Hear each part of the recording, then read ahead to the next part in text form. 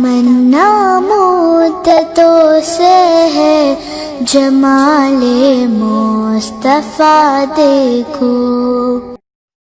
جو آپ نے فرمایا کہ بعض لوگ کہتے ہیں کہ مغرب کے بعد کنگھا نہ کرو اور جھاڑو نہ دو ورنہ نحوست ہوگی، اس کا کیا حکم ہے؟ یہ بالکل غلط ہے اور جاہلانہ اقدام ہے۔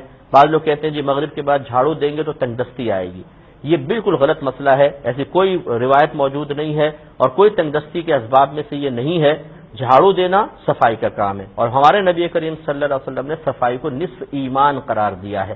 اس میں ظاہری صفائی بھی شامل ہے اور باطنی صفائی بھی شامل ہے۔ صفائی کی 4 اقسام ہوتی ہیں جو میں انشاءاللہ کبھی طہارت کی آپ کو عرض کروں گا، تو اس میں یہ ظاہری صفائی بھی شامل ہے۔ جتنا صاف ستھرا گھر کو رکھیں اتنا اچھا ہے۔ آپ دیکھیں کہ باہر کی یورپ کنٹریز میں راتوں میں صفائی ہوتی ہے، میں دبئی میں بارہا گیا ہوں، رہا ہوں، رات ہی رات میں پورا شہر کلین کر دیتے ہیں، صبح آپ اٹھیں گے تو سب کچھ صاف ہوگا، تو وہاں پہ تنگ دستی ہو رہی ہے، وہاں پہ تو پھر خوب پیسہ ہی پیسہ ہے۔